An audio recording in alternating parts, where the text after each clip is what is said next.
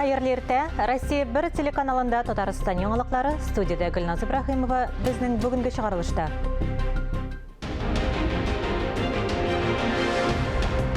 Балаларның җәйге ялы дәвам итә, лагерьларда Роспотребнадзор таләпләрен ничек үтәлә? Буадан репортаж. Изге эшләр Татарстан Диния нәзарәтенең Зәкат Хайрия фонды мохтаҗларны бушлай тукландыруны оештырды. Изгелек җирдә ятмый, Петрәштә яшәүче Илья Мөхәммәтҗановка дәвалану һәм тернәкләнү курсын узу өчен ярдәм кирәк.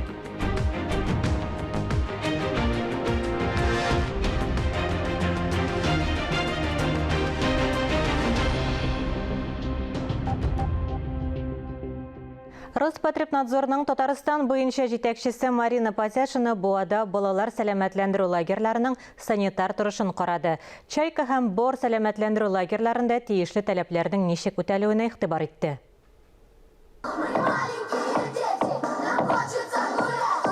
Марина Потяшина башта Чайка лагерында булды. Күзәтчелек органы вәкиле балаларның яшәү шартларын тикшерде, туклануга аерым игътибар бирде. Балаларны 5 тапкыр тукландыралар. Ашсу ustaсы Любовь Тюрина сүзләренә караганда, балаларга барыннан да бигрәк макарон, котлет, тәмтумнар ошый. Балаларны туклыклы ашамлыклар белән тукландырырга тырышабыз. Бүгенге менюда тукмаш, карабыдай, тавык итеннән гуляш бар. Балалар чәй янына тәмле ризыкларны да бик яратып ашыйлар. Тиешле таләпләрне үтибез. Марина Потяшина сүзләренчә, ашамлыклар сыйфатлы булырга тиеш. Санитар нормаларны үтәмәү күпләп агулануга китергә мөмкин.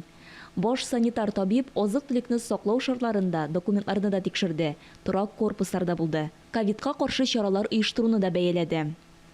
Лагеря наполнены только на 75% своей проектной мощности. Роспотребнадзор таләпләре катгый үтәлергә тиеш. Лагерда эшләүче персонал да, балалар да даими табиблар күзәтүендә торырга тиеш. Бүгенге тикшерү биредә барысы да тәртиптә булуын күрсәтте. Санитар тикшерү кысаларында зур булмаган җитешсезлекләр дә ачыкланды. Марина Потяшина гомумән Чайка һәм Бор лагерьларының эшен канәгатьләнерлек дип бәяләде. Тикшерү вакытында ачыкланган җитешсезлекләрне бетерүне Роспотребнадзор идарәсенең Буа филиалы контрольдә тота. Айзилә Батырханова, Камиля Мусина, Илнур Кадыров, Татарстан яңалыклары, Буа районы.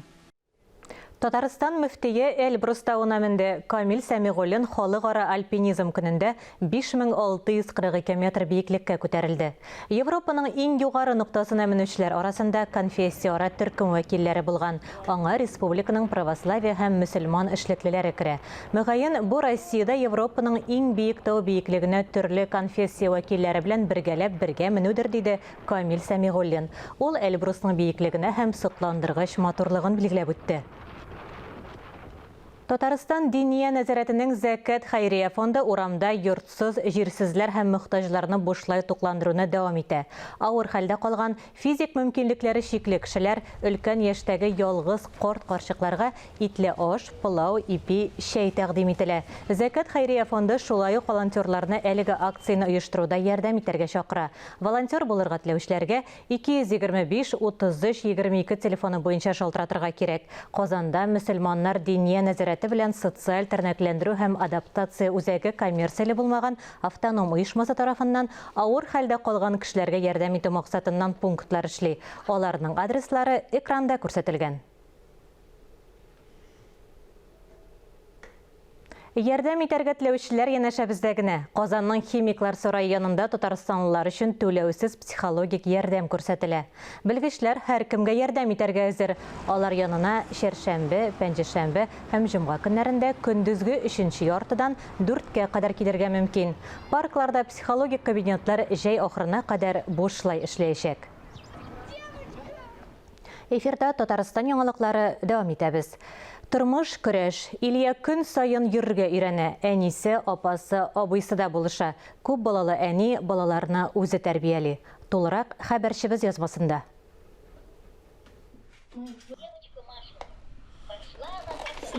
Әнә шулай Илья көн сайын йөрергә өйрәнә. Әнисе, апасы, абыйсы да булышалар.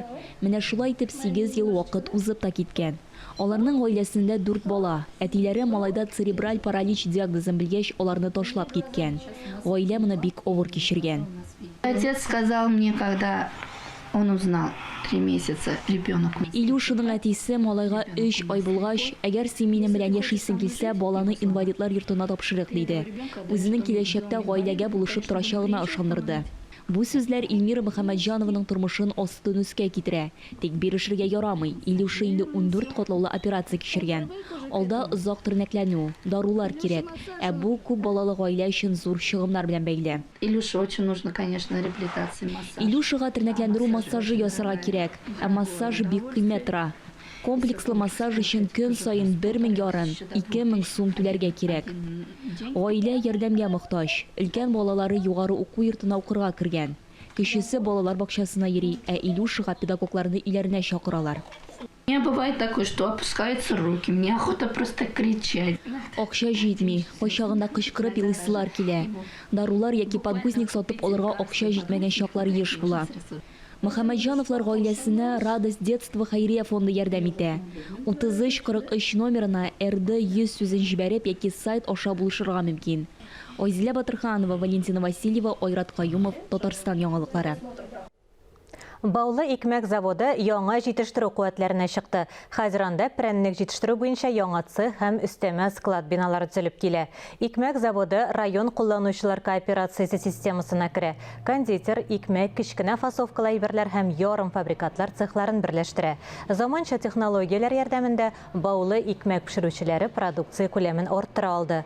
Елына 120 миллион сумга якын табыш кергән. Предприятие кырдан прилавкага кадәр принципы буенча эшли. Районның һәм күрше төбәкләрнең 300-дән артык кибетен икмәк һәм кондитер әйберләре белән тәэмин итә. Моннан тыш, ерак җирлекләргә көн сайын автолавкалар җибәрелә. Торак йортларда һәм фатирларда янгын хәбәрчеләре урнаштыру ут күздән саклануның ышанычлы бер юлы. Әлеге җайланма төтен чыгуга көчле сигнал биреп куркыныч турында кисәтә. Аның тавышы игътибарны җәлеп итү генә түгел, тирән йокыда булган кешеләрне уятырга да сәләтле. Быел Казанда барлыгы 18 меңгә якын фатирда янгын хәбәрчесе урнаштырылган. Ел ахырына кадәр тагын 2000-нән артык прибор куелырга тиеш. Әмма мәктәпләр тулысынча җиһазландырылга, әмма уку елы башында барысына да эвакуация буенча күнегүләр үткәрергә кирәк. Республикада Якутия көннәренең икенче этабы башлана. Татарстанга гастрольләр белән Якутия Республикасы Саха опера һәм балет театры килергә җыена. Казан тамашачысы өчен театр 2 премьера алып килә. Гастрольләр 2 республик җитәкчелегенең шәхсән катнашуы нәтиҗәсендә оештырыла. Казанның Горький һәм Шаляпин музейында бүген рус миссионерлык күчмә күргәзмәсенең соңгы көне. Әлеге күргәзмә Россиянең дистәләгән шәһәрләрендә тәкъдим ителгән. Анда рус миссионерлыгының тулы тарихы чагылдырылган. Кызыксынучылар бүген ябылу көнендә күчмә күргәзмә белән таныша ала. Ә хәзер китап сәхифәсенә тукталырбыз. Яңа китаплар белән сезне минем коллегам Ләлә Зайнуллина таныштыра. Яңа китаплар белән сезне мин Ләлә Зайнуллина таныштырам. Быел сугыш башлануга 80 ел тулды. Юбилейы кайгылы, әмма Данир Закировның Пермь татарлары ватан өчен сугышларда дип аталган китабын тәкъдим итү күңелләргә шатлыклы вакыйга буларак кирип калды. Яңа китап күптән түгел Татар конгрессында тәкъдим итилде. Моңа кадәр дә Пермь татарларының төбәкне үстерүгә керткән өлешләре, сугыш чорын кичергән буын турында 20дән артык китап бастырылган иде. Бу китап 120 татарның батырлыгын тасвирлый. Әлеге китапны танытуга багышланган чарада Бийек Ватан сугышы ветераны Александр Малов, Хәрби дан клубы ассоциациясе рәисе Михаил Черепанов һәм тарихи юнәлештә эзләнүләр алып баручы галимнәр катнашты. Biz her vakit bütün yerde көрсетергә тиеш татарның роле. Нинди нәрсә булсын, бу хәрбиме, бу эштәме, бу тарихтамы, бу авылдамы, бу шәһәрдәме татарның ролен күрсәтергә. Чөнки татар икенче милләт буларак Россиядә үзен һәр вакыт күрсәтеп торырга тиеш, үрнәк булып торырга башка милләтләргә, Идел Урал милләтләренә, Кавказ милләтләренә, Сибир милләтләренә. Шуның өчен менә бу эшне эшләп барсак, безнең дөрес. Китапка кергән исемнәр арасында 6 Советлар Союзы герое, 3 мәртәбә Дон ордены белән бүләкләнгән 4 каһарман да бар. Александр Матросовның батырлыгын кабатлаган гранаталар белән фашист танкы астына кергән Захир Шакиров турында белергә мөмкин.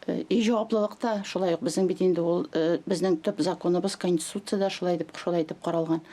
Ләкин бүгенге көндә гел гаилә дип кенә әйтеп торып булмый. Безнең бит инде күп кенә дәүләт тарафыннан оешмалар балаларның иминлеге, сәламәтлеге, менә безнең бүгенге көндә без җәйге ял турында да сөйләп китәргә мөмкин. Бүген шундый канәгатьләнү белән искәртеп китәргә була. Үткән ел белән чагыштырган вакытта без балаларыбызның ялын республикабызда бик матур итеп, бик шундый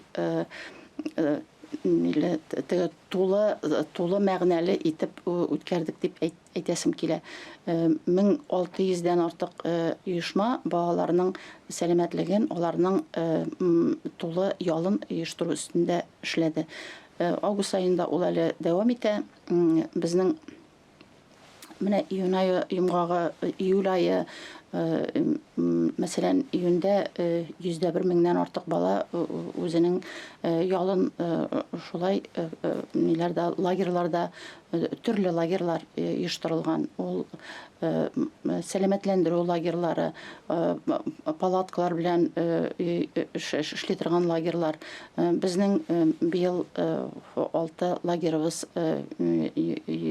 үзебезнең Кырым һәм Краснодар төбәгендә дә оештырылган. Шуңарга күрә әйтеп китәсе килә, бөтен саклану чаралары күзәтелгән, оештырылган. 3000-дән артык менә бу балаларның ялын оештыру өстендә хезмәткәрләр эшләп килә. Балалар бик канәгать булып кайталар лагерьлардан. Без алар белән очрашып, ата-аналар белән дә күрешеп торабыз. Шуңарга күрә менә август айына искәртеп шуны әйтәсе килә. Күбесе июль, август инде ул күп ата-аналар балаларны мәктәпкә ял итсеннәр, йоклары туйсын дип әйтәләр, инде өйдә тоталар. Шуңарга күрә аларның иминлеге турында берничә сүз. Әгәр дә бала өйдә икән, ул бит инде җәмәгать урыннарына, урамнарга чыкмыйча тора алмый. Шуңарга күрә менә хәзерге вакытта ул роликлы самокатлар, аннан соң скутерлар, бигрәк тә авыл җирлегендә инде менә алар балаларның тәртипле ул техника белән дөрес файдаланырга өйрәтүдән тора. Кызганычка каршы, без шуны да искәртеп китәргә кирәк. Быел фаҗигале хәлләрдә булып алды, менә шушы техника белән бәйле булган инде. Менә бу айда шуның өчен балалар үзләре дә үзләренең, алар бөтенләйгә белмиләр, алар белән ниләрдә безнең мәктәпләребездә, уку йортларында ул турыда сүз алып барылмый, эшләми дип бүген әйтмәс идем мин. Ләкин бит без ялга чыккачтан, менә үзебез дә ялга чыккач әзрәк киңәебрәк китәбез инде, шулай бит. Күп нәрсәләрне баштан алып ташлыйсы килә. Менә бала-чага бигрәк тә. Шуңарга күрә аларга бүгенге көндә без олылар искәртергә тиешбез, искә төшерергә тиешбез. Аларның иминлеге үзләреннән дә һәм безнең олылардан аларның иминлеге турында кайгыртырга тиешле хөкүмәт хезмәткәрләреннән тора. Шуңарга күрә бүгенге көндә безнең рейдлар үткәрелә. Балаларны компьютерга, гаджетка бәйлелектән яки начар гадәтләргә ияртүче интернет сайтларыннан ничек сакларга? Миңа калса, чынлап та ул техника, телефон, планшет, ул уже безнең белән тәңгәл бара торган безнең җайланмалар инде. Алардан башка без олаларда үзебезне күз алдына китерә алмыйбыз. Балалар бигрәк тә уку вакытында ул аларга укырга ярдәм итә. Менә мондый буш вакытларда без әлбәттә балаларны ул техника белән дөрес файдалану, анда үзеңә кирәкле мәгълүматны дөрес итеп ала белү, бу әлбәттә тәрбия эше. Мәктәпләрдә бу эш алып барыла. Мәктәпләрдә генә түгел, безнең мәктәптән тыш оештырылган төрле секциялар, кружоклар, алар да бу турыда балалар белән сөйләшә. Ләкин миңа калса, менә бүген шундый бер фикер әйтелде. Ул балалар бакчасы турында. Балалар бакчасына кадәр әле безнең балалар, ата-аналар белән 1-2 яшьтә без уже үзебезнең балаларыбызны шушы техникага алар үзләре дә тартыла. Без дә аларны шушы техникага уже мәгълүматка кертәбез. Миңа калса, ул кисәтү эшегенә баланы дөрес итеп бу техникадан дөрес итеп файдаланырга өйрәтеп бетерә алмый. Ул тәрбиядән тора. Тәрбия планында педагогик тәрбия коллективлары белән элемтәләрегез нинди? Әлбәттә, без алар белән элемтәдә эшлибез. Без үзебезнең балык булмаган балалар белән эшләү һәм аларның хукукларын яклау комиссиясе бу проблемаларны, бу сорауларны һәрвакыт күз алдында тута. Күрелгән чараларның файдасын, буларны без һәрвакытта да анализлап торабыз. Һәм кирәкле тиешле чаралар планлаштырыла дип әйтәсем килә. Сезнең комиссия тагын нинди юнәлешләрдә эшли? Бу комиссияның юнәлешләре аның бик күп. Без балаларның сәламәтлегеннән, иминлегеннән алып, алар белән күренә торган бүтән чаралар да ул безнең күз алда. Шуңарга күрә бүген менә без шуның турында гына менә җинаятләрне кисәтү буенча гына эшлибез. Или аларның сәламәтлеге турында гына кайгыртабыз. Аларның рухи тәрбиясе турында гына дип әйтмәс идем. Ул безнең федераль закон 120 законда каралган, үзебезнең безнең республикабызның 26 законы комиссиялар буенча. Менә бу законнарда бу комиссия ул безнең муниципаль берәмлектә дә һәм республика күләмендә дә ул менә координатор булып тора. Бүтән балалар белән балалар өчен эшләүче бүтән министрлыклар, бүтән җәмгыять оешмалары булган бүтән оешмаларның эшләрен менә шуларны өйрәнеп, шуларның эшләренең анализлап, шуның нәтиҗәсен йомгаклап, безнең нинди тагын проблемалар өстендә эшләргә кирәк икәнлеген менә шушы комиссияларда карала. Балаларны яклауда закон чыгару органнары белән нинди элемтәдә торасыз? Әлбәттә, безнең үзебезнең республикада да һәм җирлекләрдә дә бу комиссияның әгъзалары булып депутатлар әлбәттә бар. Алар белән без тыгыз элемтәдә, менә бүгенге көндә, мәсәлән, без шушы үзебезнең әйтеп киткән 26-нчы республиканың законына тиешле өстәмәләр кертү өстендә эшлибез. Әңгәмәгез өчен рәхмәт. Сез балык булмаганнар эшләре һәм аларның хукукларын яклау буенча республика комиссиясе сәркатибе Илсияр Гарифуллина белән әңгәмә карадыгыз. Әлеге сәгатькә шундый яңалыклар иде. Мин Гөлназ Ибраһимова бүгенгә сезнең белән саубуллашам. Коронавирустан прививка сатырга онытмагыз, үзегезне һәм якыннарыгызны саклагыз. Исән-имин булыгыз.